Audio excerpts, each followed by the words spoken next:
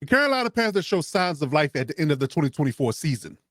Bryce Young came back after being benched and played pretty well down the stretch. So with the full offseason and draft, what can the Carolina Panthers do in 2025? Let's get into it.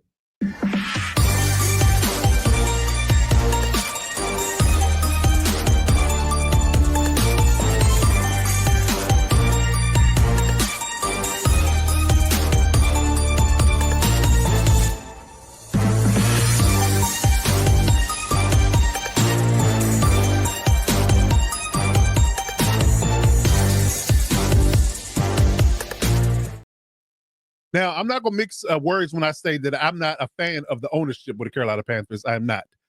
Quite meddling and quite troublesome and causing problems with, previous regimes and draft picks. And there's a lot going on with the Teppers and the organization at the top of this particular franchise. However, it seems to be that they have stepped out of the way and let the new regime run the everyday move that the teams have done in the past offseason. Because I'm here to tell you that I'm very excited about the Carolina Panthers and what they can do in 2025. I think they had a bang-up offseason. Their free agency was a hit. Their draft was even more of a hit. And I would argue that they're going to be one of my sleeper teams that could shock a lot of people in the 2025 season here in a couple of months. So we're going to break down exactly what's going to happen with the 2025 Panthers. We're going to go through everything they've done in the offseason and give you my preseason preview in regards to what I feel like they're going to do this season. Go through their offseason moves, their free agency, their draft, their schedule, and give an overall prediction about what the season is going to look like for 2025 in Carolina. So, like I said, Bryce Young played well in the back end of the 2024 season. I think he's starting to build some confidence, and I think that there should be some building blocks and some stepping stones to better things. Now, we've criticized and we've talked about his slight frame and his stature and things of that nature, and his inability to see things, in certain spaces when it comes down to NFL games and how things work. Being able to see over linemen, defensive linemen get in his way. He doesn't have the stature to see over and get passes through certain levels of passing lanes. I mean, it's a lot of football critical things that you can talk about when it comes down to Bryce Young's abilities, right? But the kid is smart, he's savvy, he picks up the game pretty well, and I think that him and Dave Canales are finally on the same sheet of music when it comes down to how this offense wants to run. And what they did in the offseason is going to build on that. And I'd like to believe that I think the offensive side of the ball was pretty solidified. I think that what they really need to do is solidify the defense, because the defense was porous last year. I think what they built on in 2024 and in 2025 have definitely fixed a lot of those areas. Like I said, the front office, the ownership aside, the GM, the coaches, have really collaborated and done things the right way. They're spending the money in all the right places. They've filled the voids that they've absolutely needed to fill. They really attack defense in the draft and in free agency. So I think this team is ripe for the picking. I think they're really going to shock people in this division and in the NFC, if I had to argue it. And playing a full-play schedule, it doesn't hurt either. So I think they're really poised to have a good season if they play the cards right. So let's talk about what they did and what they've done in the free agency moves and what they've done in the draft. Because I really like it. I can't wait to talk about it, give you my rendition of my review of it. So starting off with their free agency moves, it was a lot of it. It was a lot of it. They did a lot of re-signing. They did a lot of signing. They had a decent amount of cap space, and they used it well. They used it to their best of their ability. So right at the top, they went out and got Trayshawn Wharton, former defensive lineman for the Kansas City Chiefs, stalwart run defender. To pair him up with Derek Brown in this defense, in this 34 defense now, is going to look pretty good. It's going to look pretty good. I think Derek Brown coming back off injury and Trayshawn Wharton next to him, I think they're going to be two stalwart and I guess you could say problems to deal with when it comes down to that defensive line. They're really going to look good playing next to each other. I really like that combination. Went out and got Trevon Morag from the Raiders, gave him a 3-year deal, $51 million. A stalwart safety from the Raiders. I think the Raiders didn't really utilize him. There was a lot of turnover with the Raiders as well. I don't think they utilized him and his talents to their best of their ability, so they added him to their back end of their secondary. I like that move.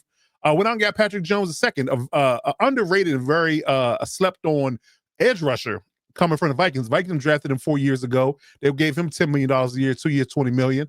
So he's going to be the free agency move that they wanted to address from an edge perspective. Then went out and got Bobby Brown, gave him a 3-year, $21 million deal, another D lineman, another stalwart in the middle. So you got Trayshawn Wharton, Bobby Brown, and Derek Brown in this 34, and that nose tackle and DN lineup. Listen, I'm here to tell you, if you fix the edges, you're already ready to go from the front D-line perspective. Are you ready to go? And we're going to talk about that because they went out and got that in the draft. But I don't want to jump the gun. I just want to get through everything this here because it's a lot. So when it comes down to Bobby Brown, like I said, he's a stalwart defensive lineman that they're going to add to this room, along with Trayshawn and Derek. So those are your three. And then we now got Rico Dowdle. I think Rico Dowdle was the fill-in or one-year deal they gave him because they lost Jonathan Brooks to another ACL tear. So he's going to be out a whole another year. So I think they went out and got Rico Dowdle to fill a void in regards to what Jonathan Brooks is going to not be there for. Then went out and got Christian Roseboom, gave him a one-year deal linebacker because they lost Shaq Thompson. Went out and re-signed Tommy Trumbull, their starting tight end, 2 years, $16 million. I like that move. They re-signed Michael Jackson, quarterback, 2 years, $14 million. Re-signed Braden Christensen to a one-year deal, $2.8 million as a backup center. Re-signed Ali Dalton, Dan Chisning, I think that's how you pronounce his last name. Re-signed Austin Corbett, their starting center, and extended J.C. Horn 4 years, $100 million. That's their number one corner, like that.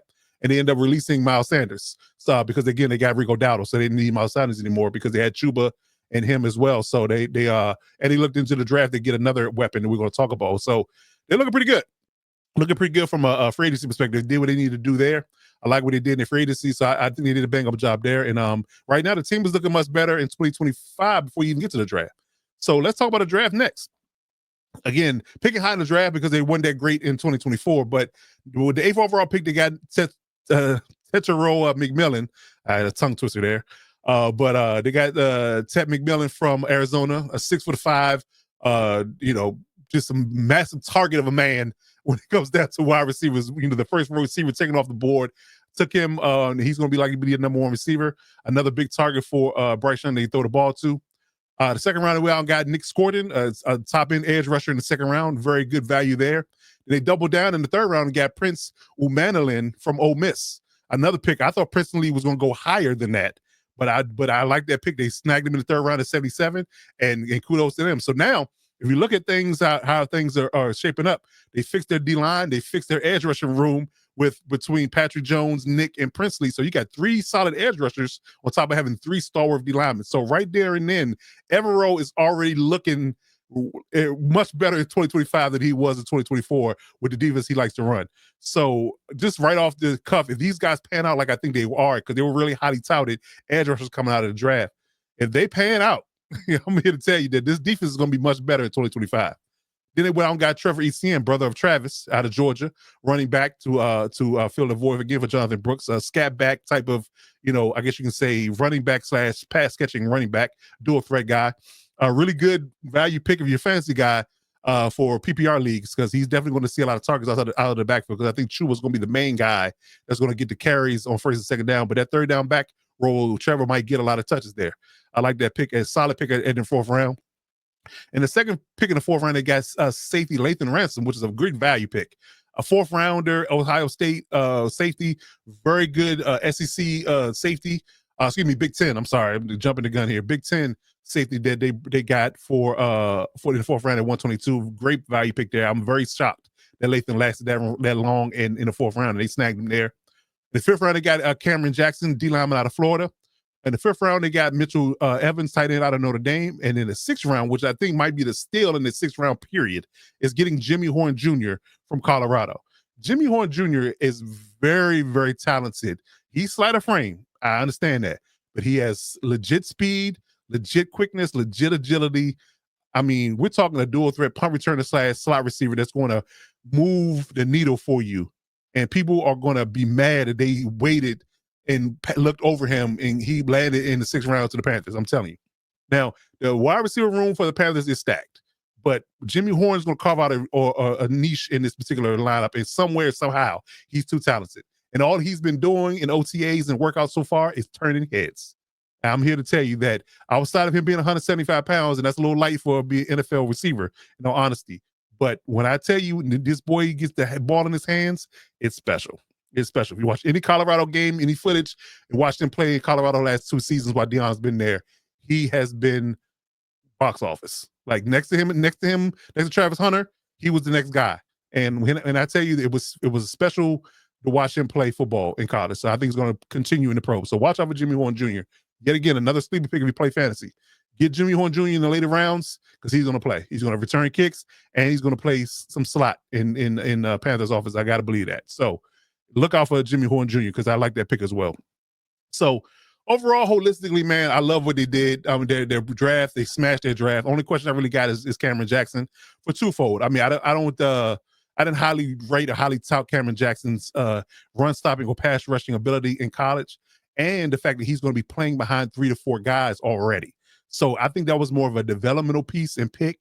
And they kind of want to see what he can do, picking him in the 5th round. But outside of that, every pick they made from 1 through 6 is a banger. I really do. And I think all these guys are going to contribute, even down to Mitchell Evans, who's probably going to be the 3rd or tight end in the room to start. But I still believe he has value. He's being a blocker and a pass catcher. He's a really big target as well. So I think Mitchell Evans is going to add depth to this room as well. And if you have an injury here or there, they won't have any drop-off. So I love what they did in the draft. It's a very good draft class. I can't speak highly enough about it. They did what they had to do. Like I said, this is happens when management get out of the way and let the coaches in the front office and the GMs who get paid to do this thing do it, and they did it well. I have no complaints at all what they did in the draft. It's a great draft. So getting into trades and coaching changes, they didn't make any significant coaching changes. A few positional coaching changes, but no quote unquote major changes. Head coach is still there, David Canales. Ever Rose is still the defensive coordinator. Jim Caldwell still a senior advisor, and things of that nature. A few, positional changes here, but no major changes and no major trades. But I don't think they needed to do that. They didn't need to make any trades because they smashed the free agency class. They smashed the draft. They didn't need to make any trades, set off any future assets. Just get to work and do things the proper way and build and develop the guys you have in the room. That's for sure, because I think they're doing everything right so far. So we'll see how things shake out, but they've definitely built a winner here. So we'll see what Carolina does, man, in 2025. So let's talk about the schedule real quick. And me talking about what they did and how they managed the quote unquote schedule. The schedule here, I'm telling you, they can get off to a good start. Again, it's a 4-play schedule. I mentioned that earlier on in the video. And I'm here to say that they can literally get out the gate fast and be on a really high end of 500 by, week 7 or 8. Because we don't know what the Jacksonville Jaguars are going to be yet. They got a lot of turnover. Leon Coleman is new over there. We don't know exactly what they're going to be in regards to their quote unquote, talent level, how competitive they're going to be. They can definitely beat the Panthers. They definitely can beat the Panthers can beat the Jags. They can beat the Cardinals in week 2. It was a toss up. I think the Falcons are going to be really good this year. They might take the division, but if they can sneak one game off the Falcons, that's a feather in the cap. But let's say they even lose the Falcons game, they come right back with the Patriots, who are brand new. I think they got a good shot to beat the Patriots as well. The Dolphins, we're not sure what they're going to be like with their protections and things about how they're going about business up there with Tua and their O-line. Not sure. So that's a winnable game. The Cowboys is a winnable game with a new head coach. The Jets is another winnable game with a new head coach. Now, I think they'll hit a roadblock and hit a wall with the Bills and the Packers, one home, one away. But I do believe that outside of that, we're only looking at 2 to 3 games that may be, out of reach from a win perspective. Then you come right back with the Saints, who I think they're going to be the doormat of the league this year. So they're going to beat the Saints most likely. Then you come back, you still won with the Falcons maybe. Rough sledding against the 49ers, I think, and the Rams. But then you get to lick your wounds and come back after the bye week in week 14. You get the Saints right off the bye week. So that's a confidence builder. Then you have the Buccaneers. Then you got to at least steal one from them, hopefully.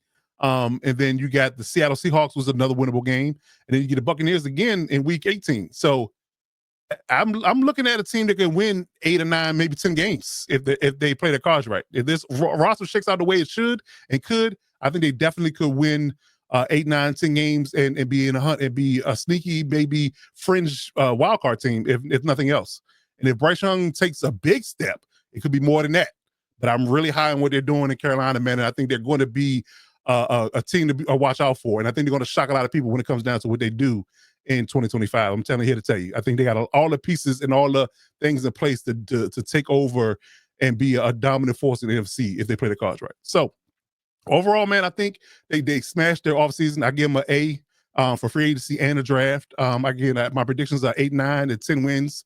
At the top end, I think 10 and 7 is very good for them. Even better if they shock some teams, win a couple of division games that they're not supposed to against the Bucks and the Falcons, maybe.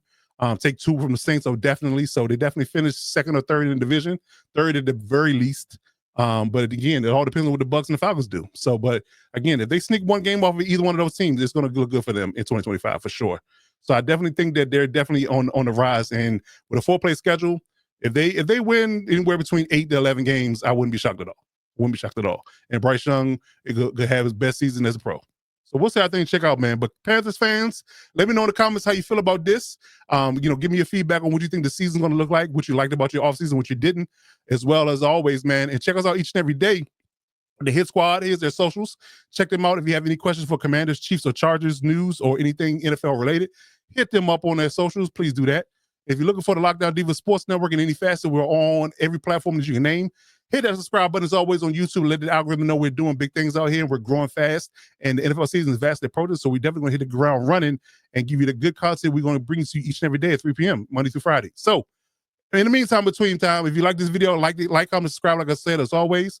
And we'll be back on Monday with another video. And we're going to do the AFC South next week. So that should be good. That should definitely be good. So check that out as well. Drop us a line, drop us a comment, and hit us up on socials if you need to. And we'll be back next week with another video. But in the meantime, between time, I'm your man, Coach Defense. Until then, you got to do one thing. Step up and lock it down.